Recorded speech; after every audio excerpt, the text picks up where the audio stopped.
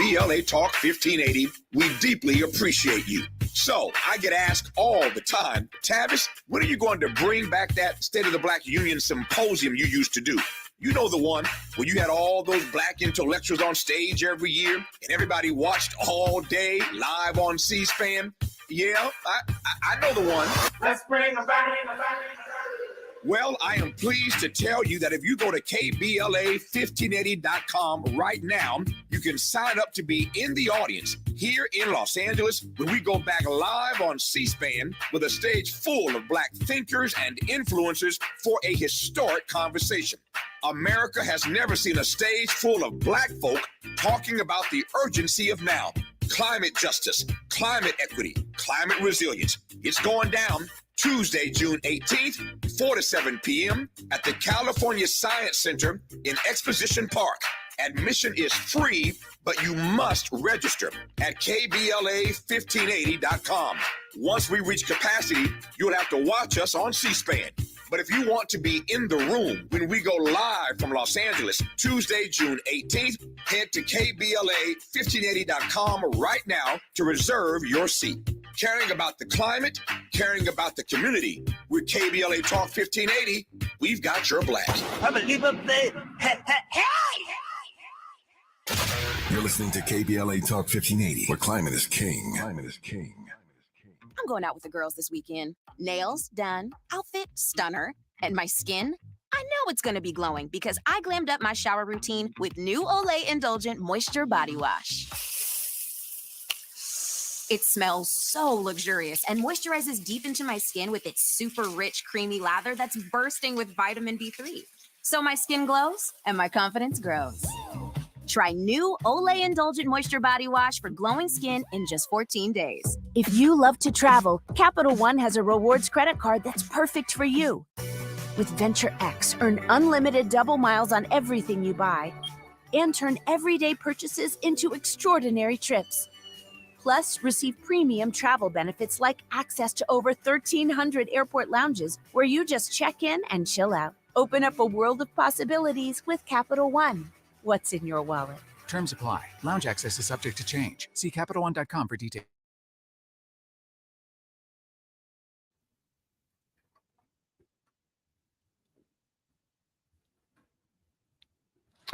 We're back, and Devontae Jennings and Dr. Rob Baker are here. We're talking about the Black vote and this Washington Post poll that came out that said that essentially there's been a 12% drop in the number of Black voters who are certain that they are going to vote in the November election. And also we know that the White House has Kamala Harris on the road, visiting cities around this country, talking to and engaging with Black voters. She was in Atlanta last week. So I want to ask you, Devontae, first of all, thanks to both of you for joining me. Thanks for the work that you're doing on the ground, engaging voters all over this country.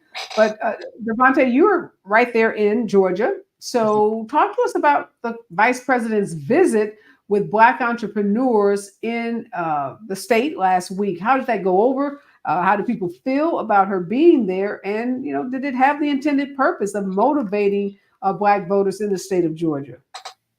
Oh, yes. I actually had the pleasure of attending that event. I feel like it was very informative. I feel like it was something that they need to keep pursuing the message on. I feel like a lot of times people get caught in this cycle where they believe the Biden administration, they don't do anything for us. They haven't done anything. And I don't think that's necessarily the thing. I think the problem with them is they're not doing a great job of doing what the Donald Trump and the Republican Party do, and that's put it in your face all the wins. Their plan for economic development within our community is a great plan, and I feel like everybody left really energized from it. So, okay, Professor Baker, one of my guests in hour one just said she's a progressive Democrat. She's in New York. She said she didn't vote for Biden in the New York primary. She's not likely, she said, to vote for him in November. And she says, well, you know, I'm in New York. He's going to win New York. So electoral college kind of play, it doesn't much matter. But it does matter if folks start electing not to vote. And the reason she said was that she didn't think the Biden-Harris administration was working hard enough to win over the Black vote and that they took the Black vote for granted. Now, we hear that a lot from people. But we just heard Devontae say, no, I don't think it's that they're not working. Maybe they're just not telling folks all the work they're doing. What do you think it is? Yeah, this is like the thing me and my friends talk about so much, every day as we feel the pending doom of the election coming. And I think the struggle is that Biden has had these really great ideas. Build Back America is a great idea. His efforts around gun violence were really great ideas. But he didn't do the FDR thing and really connect the grassroots to grass tops. And I think the struggle is Obama had a really strong base of people who were in the grassroots, and a lot of that has dispersed, and we haven't built that back. And I think we've given, Papa Joe his reign to shoot on certain issues. You know what I mean? Not all those issues. He got a lot of work to do on some of them. But I think that unfortunately the narrative hasn't caught up with where he's trying to go. And we know Donald Trump is good at narrative, and we know our people love some stories. And so here we are. So, one thing I think about, Devontae, is how different today is than when Obama ran. Obviously, he had his challenges being the first Black president. So I don't want to minimize the challenges that he faced. But the nation just wasn't nearly as divided as we are now. I mean, you think about Obama running and how he was able to bring Republicans and independents and, folks together that weren't, automatic bedfellows, folks who weren't necessarily in coalitions together on most issues. But in this polarized, environment, once Donald Trump got into office, all bets are off. So I'm wondering if people are holding Joe Biden to a standard today that even Obama or anyone else that is so-called a younger, more dynamic, more charismatic president still wouldn't be able to meet just because they're running in such a different climate. I believe so. And just the characteristics, I think it's a lot easier to pick at a Joe Biden than it is a Barack Obama. A Joe Biden, he's, got to keep it 100. He's older. He's not as charismatic as an Obama is. He doesn't really establish that confidence that Obama did. So I feel like it makes him a little bit easier of a target. But I definitely do think he's running in a totally different atmosphere. Social media is a bigger thing right now. We're dealing with high levels of misinformation and disinformation that we didn't have to deal with during the Obama time. I feel like it was coming up, but it's nothing like it is right now. He's just running in a totally different climate. He has to work a lot harder, and he has a lot more things to come at him than Obama did. And we're more unified with Obama, I feel like, because, all types of walks alike could get behind a minority president. I think right now we don't see ourselves being represented in those seats. So it does allow them to divide us a little bit more. And what they're doing with other issues that we represent, trying to divide us in between each other. So I just think Joe Biden is just Uncle Joe. He's just a little bit, bigger of a target. That's all. Yeah, I think about that, Dr. Baker, because folks always say, he's too old. We want somebody younger. But I think about who these younger people are, these, kind of mythical people that if they were running, that would have the ability to unite the party, that would speak to the issues that Black voters in particular say are not being spoken to. And I think back to when Joe Biden ran 4 years ago, when we had younger, more diverse candidates who were running and they couldn't get traction. So if you had to just kind of, lay out a list, like Donald Trump has all these folks auditioning to be his VP, who are the folks that you think are would galvanize in this divided moment the Democratic Party? Well, I wish I could show you my phone, because I just got off the phone with our county executive, David Crawley, a 35-year-old Black man who runs a 1 million person metropolitan area. And, he's done an excellent job. We live in a city that's segregated, wealth disparities, and he's done an amazing job. And he's been working with our mayor, Chevy Johnson. And I'm going to be honest. The reason why he's calling me is because I've been honestly, advocating on other issues. And he checked in with me. He doesn't have to. I'm not even advocating on issues related to his jurisdiction.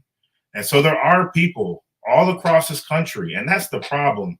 I think the biggest problem with Joe Biden, well, there's two things. One, I think Palestine is a real issue. I think Black people are peace-loving people. You can't. We know a fight is there, but once it goes too far, we're not with it. And I think that's a real issue he has to deal with.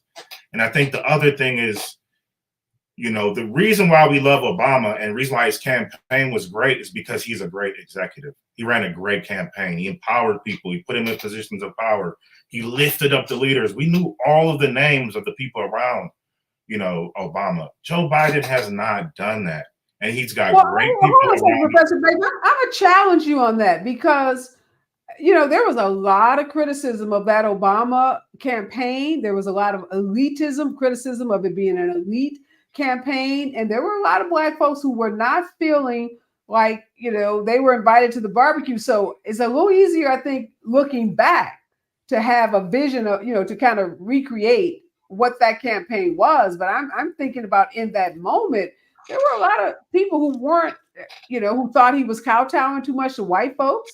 Remember the big complaint that he was not a Black president, that he did not respect the Black vote, that he took our Black vote for granted as well. So let's be clear about in that moment when he was running, it wasn't all kumbaya with Black folks. No, amen. And yes, I'm not going to go on any station connected to Tavis Smiley and try to say something that's not that, for sure.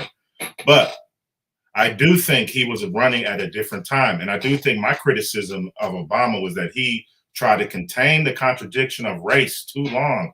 And it exploded in 2014 with Ferguson, and it hasn't been out the bag. And he made some other fatal moves. I think that White House correspondent deal, shooting at Donald Trump, not taking the Tea Party seriously, letting Van Jones get kicked out the White House.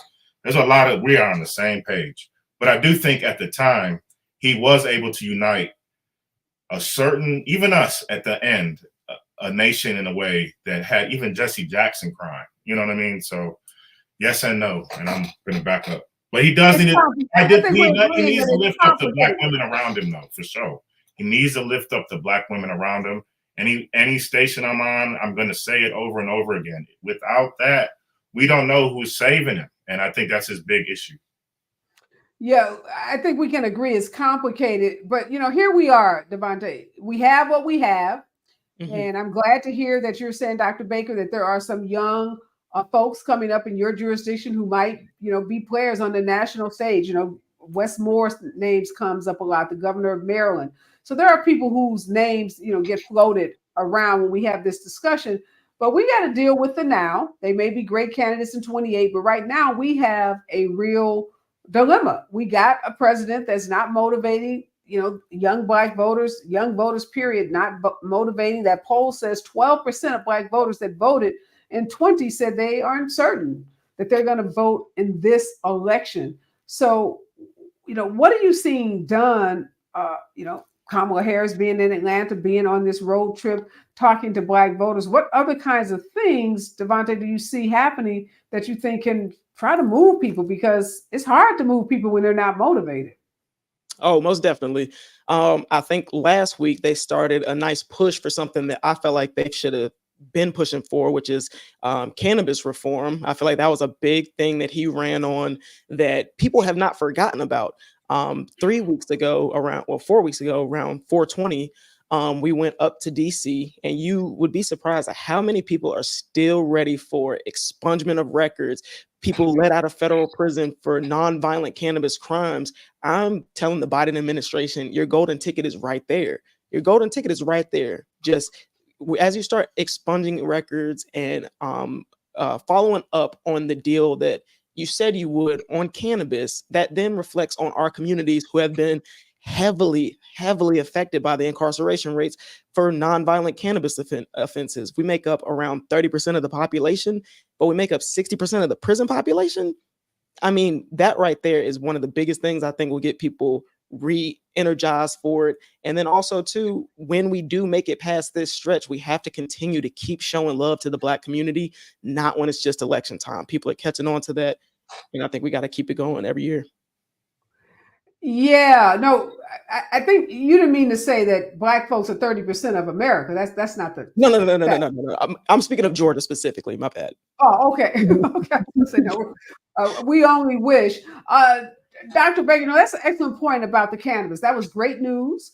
the relaxing of some of the regulations at the federal level around cannabis, and then, like you said, pushing in on that expunging of records.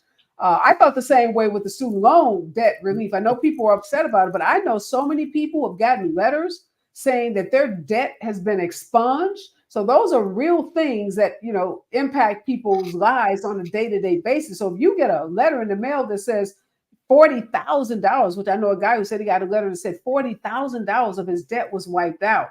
And others, one woman, she's in her late 60s, had some debt wiped out. So those kinds of stories, if people, get those people talking about that and showing that this is something that's important, that does, because we know we've been the subject of these predatory lenders at a lot of these for-profit colleges, and that it has impacted our community in a significant way.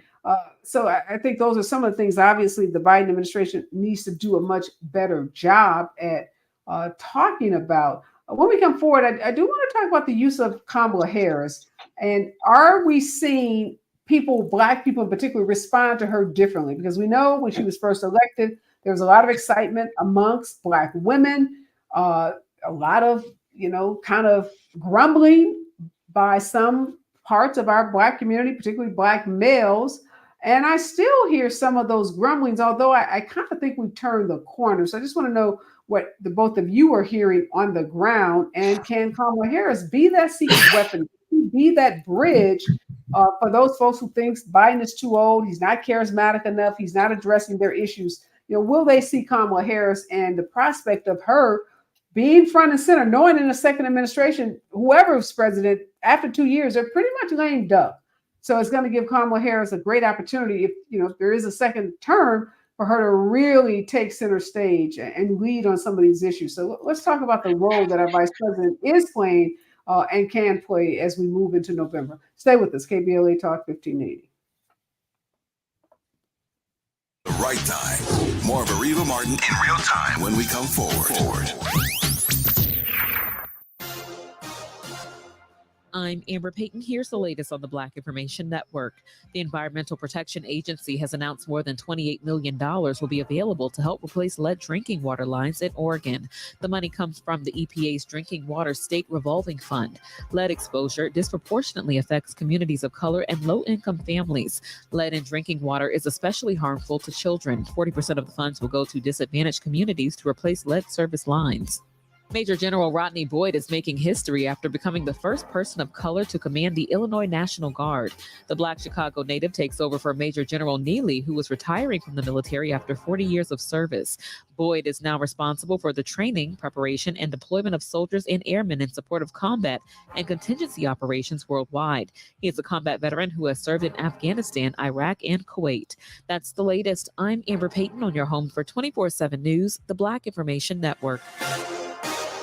SIG alerts being cleared and canceled over in Sherman Oaks as a crash has been clearing from the right shoulder of the 405 north at the 101. However, stop traffic in recovery is still over 2.5 hours, currently from National Boulevard. Over in North Hollywood's 170 south between Magnolia Boulevard and the 101-134 interchange, heavy traffic is forming. In Universal City, a car fire is on the right shoulder of the 101 south before Vineland Avenue. And right now there's a 15 to 20 minute backup running heavy from Haskell Avenue. And a stall has been cleared from the 101 South after DeSoto Street in Woodland Hills, which for a slight heavy delay from Parkway Calabasas. Don't miss the best Springfest deals right now at Lowe's. Save big on Stay Green 1 cubic foot garden soil.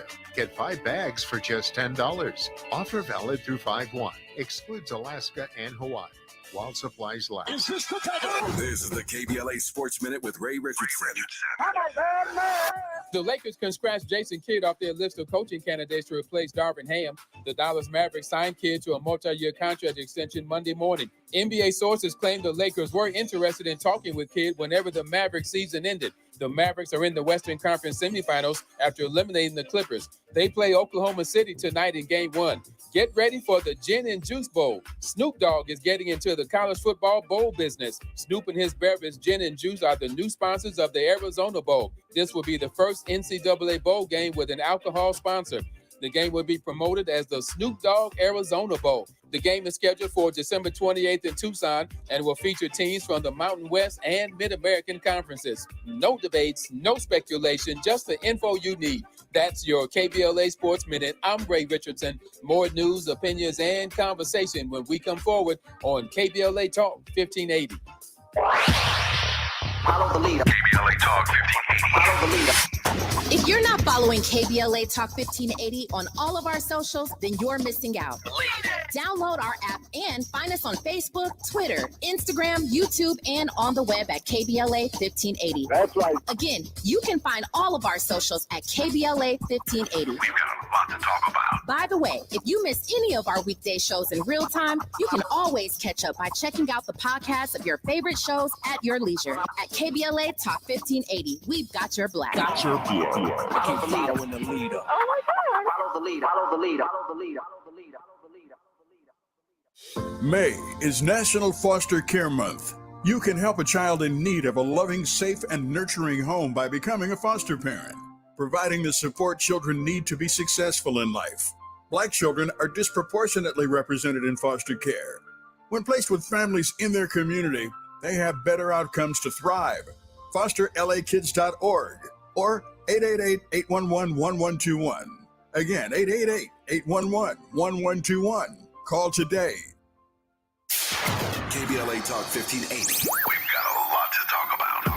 KBLA Talk 1580 reminding you that we keep us safe. Pro Football Hall of Famer and urban peace pioneer Jim Brown believed in just that. So he founded the Amera I Can Foundation for Social Change in 1988, focusing on at-risk and high-risk youth in underserved schools and juvenile detention facilities, as well as adult incarceration and reentry initiatives. The core of the Amera I Can program is its 15-chapter life skills curriculum. Mastery of these skills allows individuals to meet their academic potential, conform their behavior to acceptable societal standards, and improve the quality of their lives by equipping them with what they need to confidently and successfully contribute to society. Today, the foundation is led by its president, Monique Brown, who has been actively involved in the organization for more than 25 years. The Amera I Can Foundation continues its work in memory of its founder, actor, philanthropist, and NFL legend, Jim Brown. To get involved or make a donation, please visit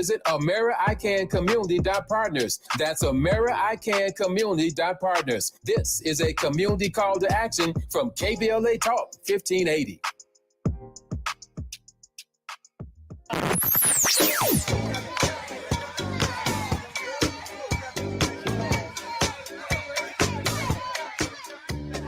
This is KBLA Talk 1580. Talk radio. That's music to your ears. We're unapologetically progressive. KBLA Talk 1580.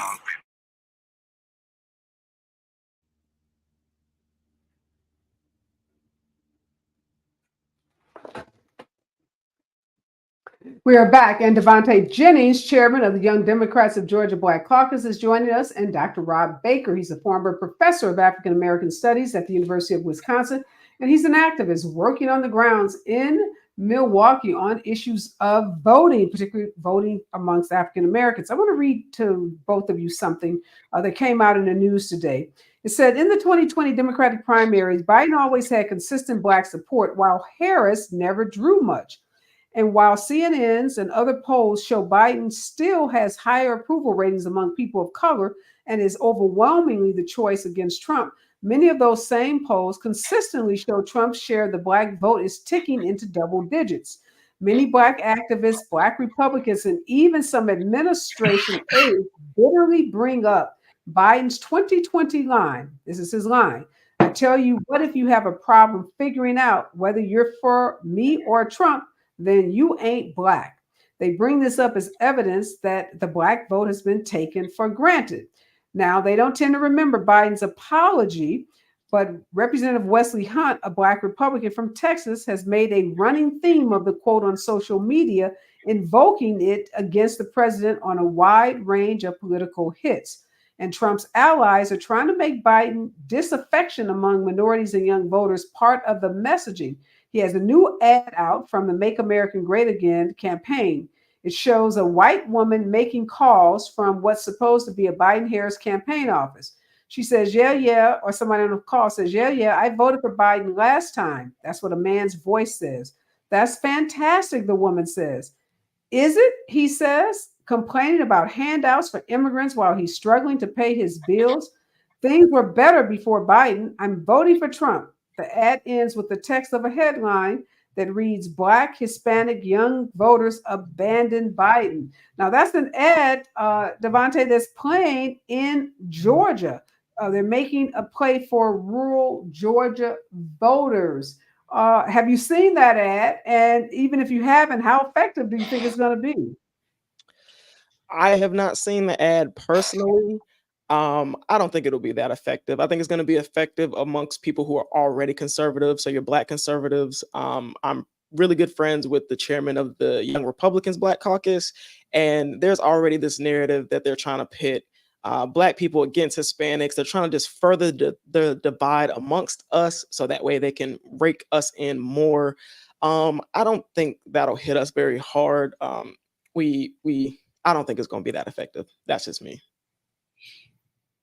Yes, Tim Scott, Dr. Baker, you mentioned your mayor there in Milwaukee, Cavalier Johnson. He was asked, would it impact Black voters if Tim Scott is elected? Some folks think that Tim Scott could have a big impact on Black voters, particularly maybe those Black male voters who are unhappy with Biden. What do you think of Tim Scott? He was one of the ones auditioning over the weekend and is very hopeful that he'll get selected. I mean, whatever Tim Scott has to do to keep his name in the news cycle, I'm with, brother. Keep pushing Tim Scott, But at the end of the day, Black people, we operate on frequency, I think. And I think people know the vibes of Tim Scott. And it's not going to be tricking anybody. I think the bigger struggle is the communication channels to young people are cut off. And the Democratic Party hasn't figured out how to communicate to young people. This brother Devontae should have a bigger role in the national. He should be up here in Milwaukee and Wisconsin talking to our people.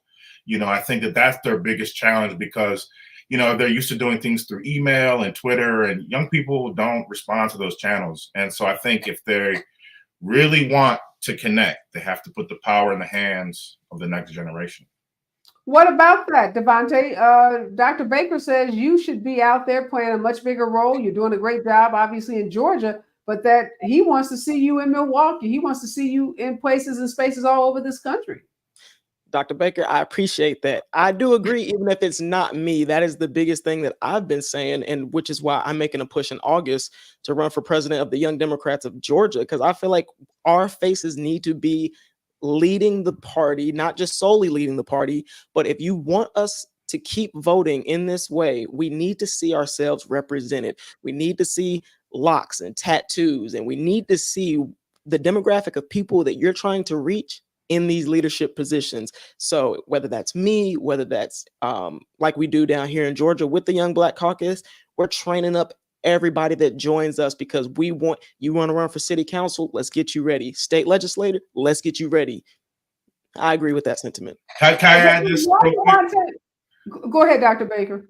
Areva, we need to see you too. You need to come to these places straight up. I'm being honest. We need the energy and the vibe. The party, is operated in a certain way. And at the local level, sometimes you're fighting against the party and think you're fighting against Joe Biden. No. There's surrogates all over here that could be deployed. And one of the struggles is Hillary Clinton in 2016 didn't really run. So, yes, we need to see you here. No. If you come, we'll make it super fly. We'll make it super fly for you. I love that invitation. And I'm agreeing with you, Dr. Baker. I get a little frustrated myself. I'm a diehard in the wood for Kamala and Joe Biden. But I do get a little frustrated because I see lots of surrogates that, I want to see more of, want to see them in more places. Now, I know the vice president, and maybe one of you have been invited to these dinners. She's been really trying to make a push with Black men. She's been hosting these dinners, some at the official VP residence in DC, the Naval Observatory, others in different locations around the country where she's been talking to folks. She went on D.L. Hughley's radio show to again trying to appeal to Black men. So I know that there is an effort out there, but I'm just wondering, Devontae, when you bring this up, when you say we need more people with locks and tattoos or whatever it is, but just more people who are representative of the Black community, what do you hear back? What's the pushback? If there's pushback, but what's the response? Honestly, I don't feel like I've gotten any pushback about it. I feel like people agree. And now how many of those are honest feedback that they agree? That I can't But tell are you. they doing something? Do they agree and then say, here is, a ticket. I want you on the road for the next, 10 weeks? Or they just say that's a great idea and keep it pushing? I think we will see after this election cycle, because me personally, I feel like I've been, the quote unquote poster child for young Black youth. I have the look that they're looking after. I'm, of course, somebody that you would put front lines to spread this message and all that. But what are we going to do after election time? Are we still going to have this same energy? Even if it's not me, is someone that looks like me going to have this same opportunity, these same platforms awarded to them time and time again? So I think it's just we're going to have to see after this, because it's hot right now. It's sexy right now. Of course, they're going to put us up front. They're going to have but what are we going to do after election cycle? That's yet to be seen. But I'm concerned, Dr. Baker, because Devontae's talking about August. I mean, talking about, running out of time in January. Now we're sitting in May. So shouldn't a lot of this stuff already been done and in place? It should have been done. And as someone who's worked at high level, nonpartisan and sort of partisan politics, they're taking too long. And, what's the saying? Study long, study wrong. And that's why I challenge people like Devontae. I'm challenging you. Don't want to just be put out there or, spread the word, ask for the budget. And that's why what I really love about the Jesse Jackson generation, they really had the bag men. They're out there making sure that they could do their operations. And so get the exposure, but get the bread too. Well, yeah, and that's about putting money on the streets in these communities, because these nonprofit organizations, these voting rights organizations, they can't do this work without resources. You got to have resources to hire people, to get people out on the streets, and to keep people motivated. And I do hear a complaint that a lot of the dollars from the hundreds of millions that are being raised always end up in these kind of traditional the hands of these traditional strategists and hands of these traditional organizations.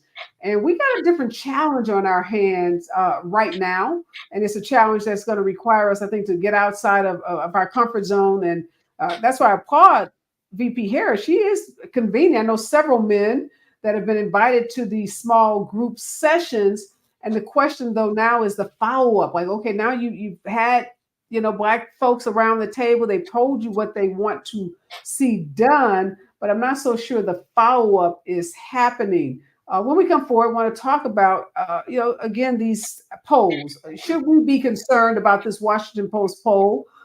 Do either of you believe that there's been a drop of 12 percentage points of Black folks who are likely to vote in the November election? Stay with us. KBLA Talk 1580.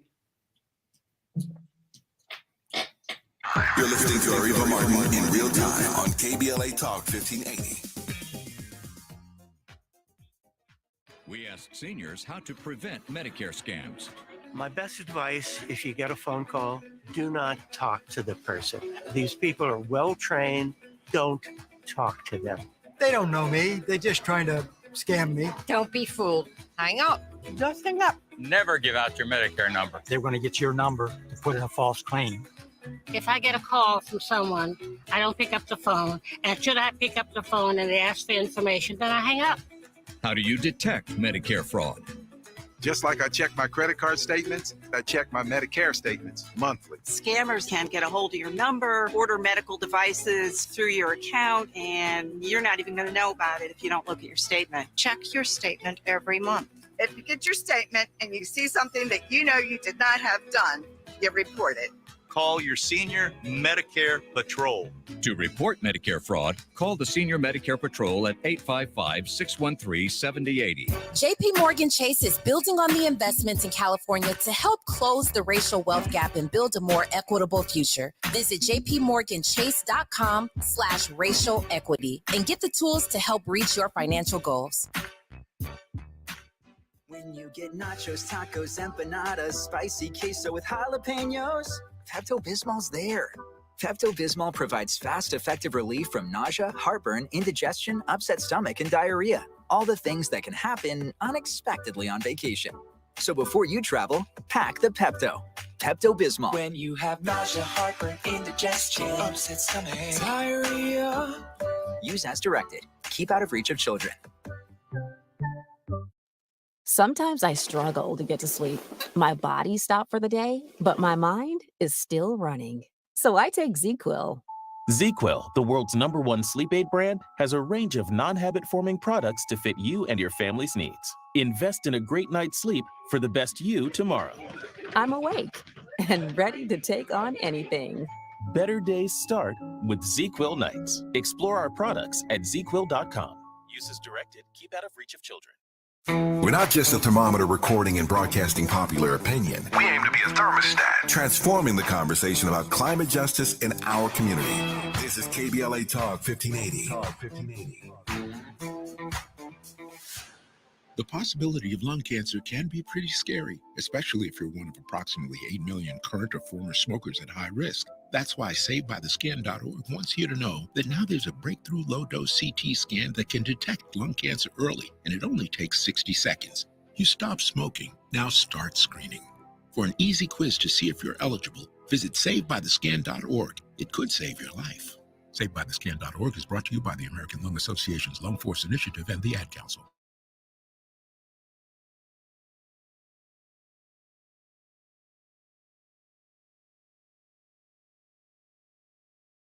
We're back and we're talking about this Washington Post poll conducted last month that some say is potentially troubling for Joe Biden. The poll of more than 1,300 Black adults finds that 62% of Black Americans say they're absolutely certainly going to vote. Now, this is down from 74% in June of 2020. The 12 percentage point drop outpaces the 4-point drop among Americans overall. So Americans overall say they're 4% of them say they're not going to vote. So it's a 4% drop from June of 2020, but it's a 12% drop amongst Black folks. Dr. Baker, do you put any stock in these polls? I mean, we've seen polls be all over the place. We've seen them be absolutely positively wrong. We've seen some that were pretty on point. What do you make of this poll, though? Yeah, I looked at that and went right to the sample size. It was 1,000 cell phones and landlines. And so that tells me a lot and a little at the same time. I just think that traditional way of sampling people is going to be difficult. We all got scammers and spammers, so we're not picking up the phone. And the other thing is, to be honest, a lot of people who pick up those phones are older people. And so older people pass away and they move and things happen like that. And so, the science of polling, the right pollster, like a Celinda Lake or something like that's going to get you some different information than a USA Today poll. But I pay attention because in our hometown of Wisconsin, again, Marquette has a law school poll that oftentimes is pretty right, and I think that they see Biden is surging. Trump is surging. And I respect those numbers. And so I do think that we do have to pay attention to some polls. No, and it's interesting you say that Trump is surging in some of these polls. So how is it, when you think about the criminal trial that he's right now, Devontae, sitting in every day in Manhattan, inside a criminal court, the 91 plus charges against him, all of the accusations against him that would be disqualifying for any other candidate. And I see your Republican former lieutenant governor of Georgia has actually endorsed Joe Biden. I guess this guy, Jeff Duncan, the former lieutenant governor of Georgia, just endorsed Biden in a new op-ed and called on fellow Republicans to do the same. He said he wrote that Trump has disqualified himself through his conduct and his character, adding, unlike Trump, I belong to the GOP my entire life. This November, I'm voting for a decent person I disagree with on policy, but he is, a person that has a moral compass. So when you hear that Trump is surging, and the allegations just coming out of the Manhattan court alone of him falsifying records, lying about legal fees being legal fees when they were actually reimbursements.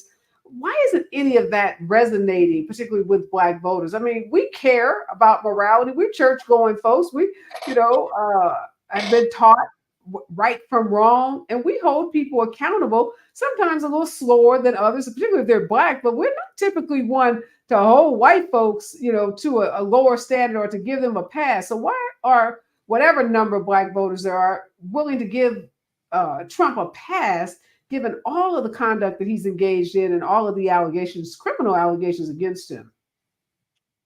The only thing I can think of is it's a cult-like mentality. I can't explain it no other way than what else does one have to do or prove to you that they're just totally unfit, what other than the fact that it's just a cult-like mentality. No matter what he does, this is who we're riding for. And I think he's also done a fantastic job of taking the page out of a few playbooks for some dictators who have learned how to do that manipulation, how to turn the media or people against the media to where they don't believe information and where they see him being attacked and they're like, oh, that's because the deep state is attacking him. That is, and it doesn't make sense to me how you could say the deep state is against somebody who is also once a billionaire partying with these people. It just doesn't make a lot of sense. I just think he's done a great job of taking a lot of pages out of some dictators' books to manipulate and trick people. Yeah, it's definitely a lot of mind control because Dr. Baker, I'm thinking, look, I'm a civil rights lawyer. I've dealt with so many of these issues of the violations of Black folks' civil rights in our criminal justice system.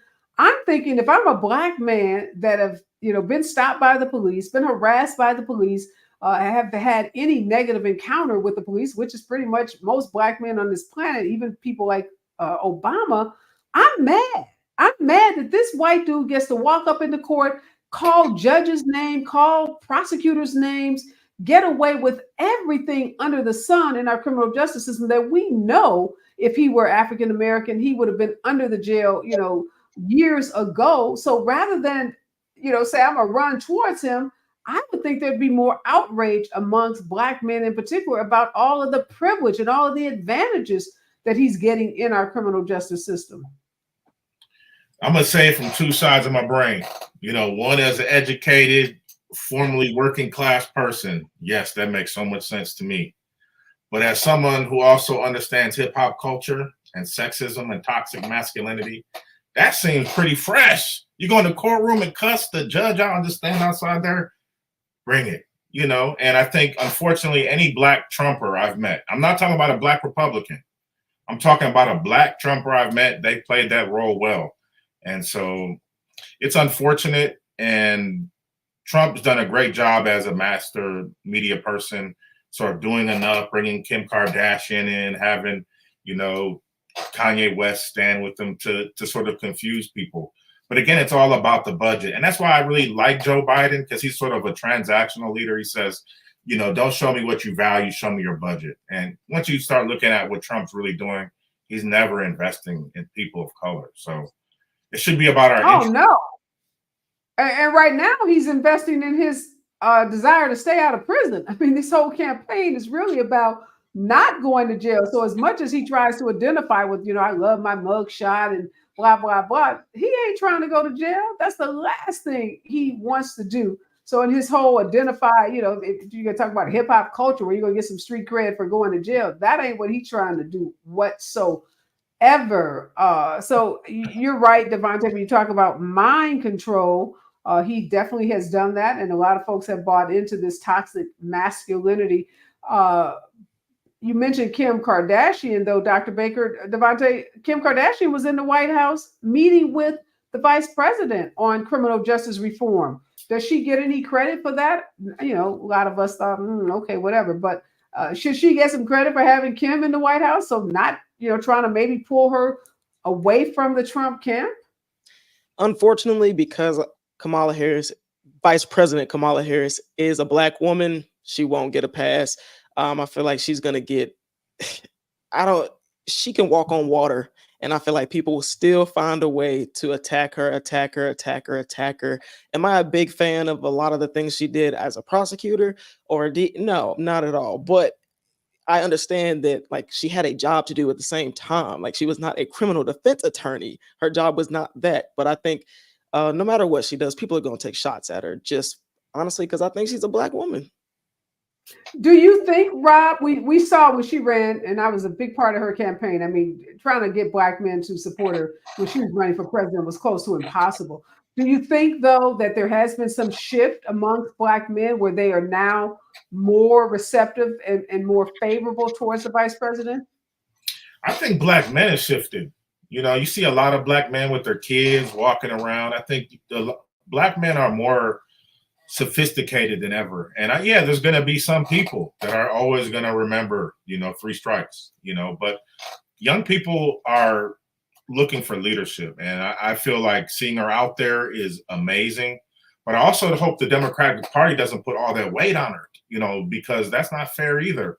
They really have to run a sophisticated campaign that gets to the grassroots, that really invests in people. So go have the meetings, but make sure you come out with the bag. Otherwise, we're going to have to go back to our people and explain what happened. And, unfortunately, they're taking too long. Oh, my goodness.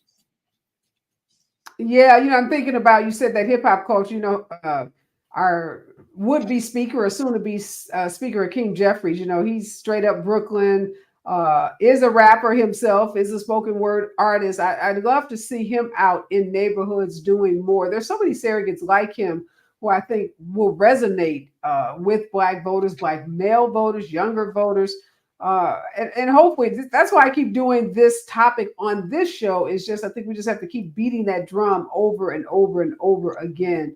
So proud of the work you're doing, Devontae. I hope that you get that national spotlight, that national opportunity to be out talking to young folks all over this country. And as Dr. Baker says, get that bag as well, because you can't do this work without any money, and nobody's asked to do it without money. So definitely in our community, we should be getting the resources that we need to do this work.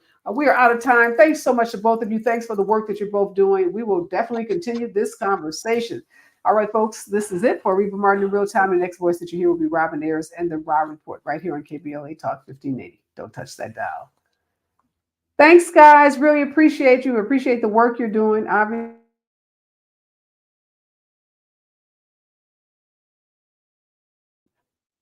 Thanks, Rashad. Appreciate you jumping in. Send me a bill. I know I owe you something, but appreciate you. Calling hostility and racist overtones during pro-Palestinian campus demonstrations. A video has surfaced online